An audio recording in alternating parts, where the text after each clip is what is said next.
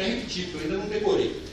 Surfando nas ondas da imperfeição e nos tsunamis das mudanças. Então nós vamos nos tsunamis das mudanças. Bom, deixa eu me apresentar primeiro, aqui um pouco mais detalhadamente. D'Artagnan, eu sou um profissional, já estou na área há bastante tempo, nessa área empresarial, não especificamente de recursos humanos.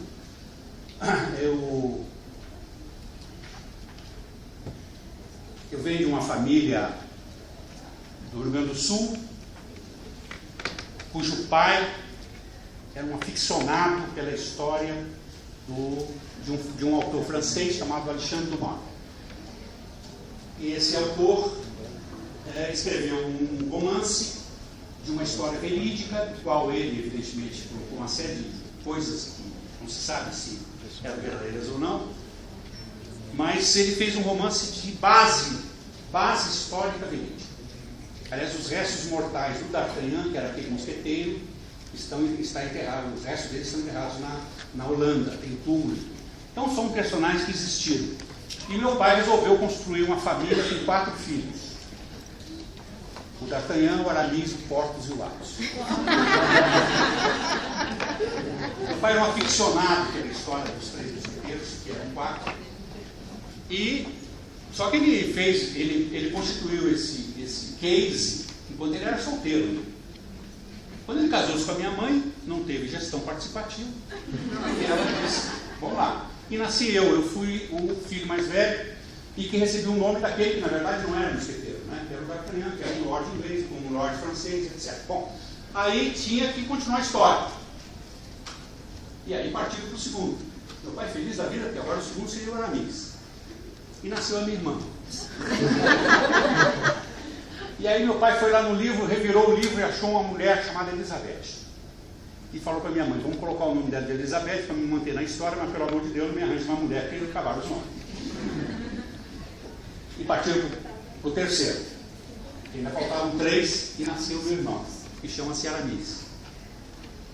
E quando o Aramis nasceu, eu tinha 17 anos. Já de mochila nas costas para vir embora para São Paulo, para cuidar da minha vida. E meu pai, eu nunca mais esqueço, no almoço de despedida, meu pai virou para mim e falou, meu filho, o D'Artagnan e o Aramis já estão aí, nós temos que continuar a história, estou lhe passando uma missão.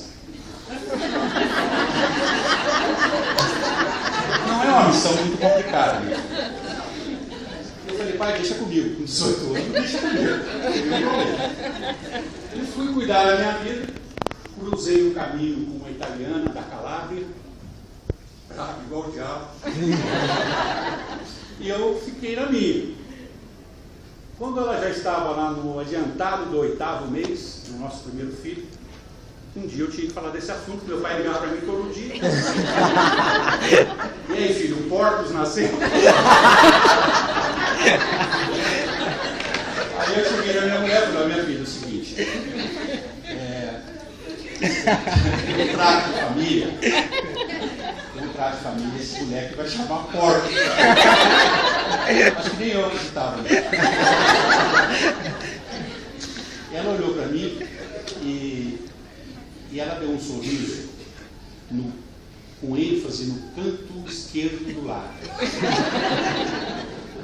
E os poucos representantes masculinos que estão nessa sala, fiquem espertos, porque nós não conseguiríamos nunca entender isso.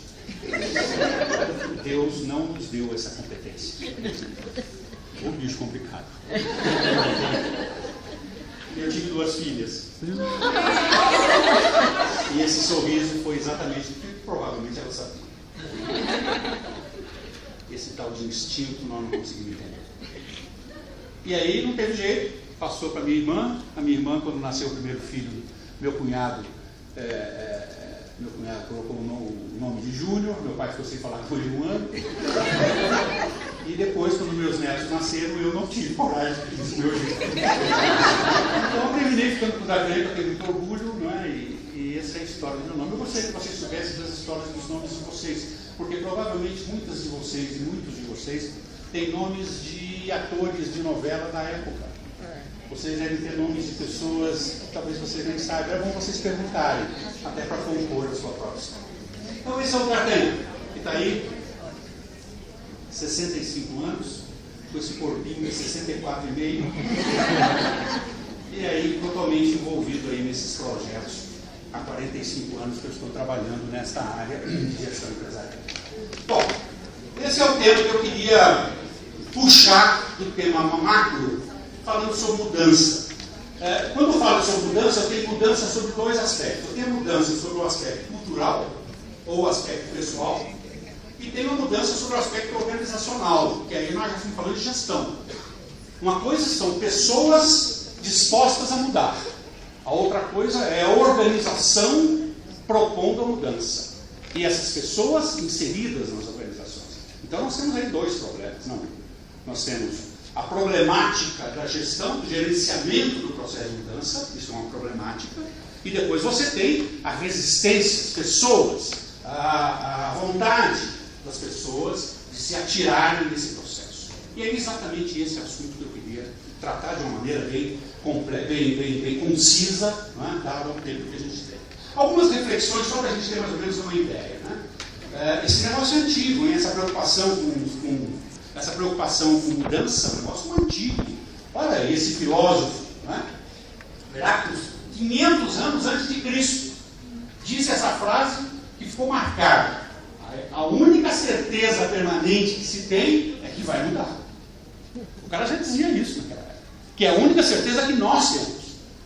Agora, não mudou nada. Quer dizer, não mudou nada no sentido seguinte. Sempre aconteceram e sempre acontecerão mudanças.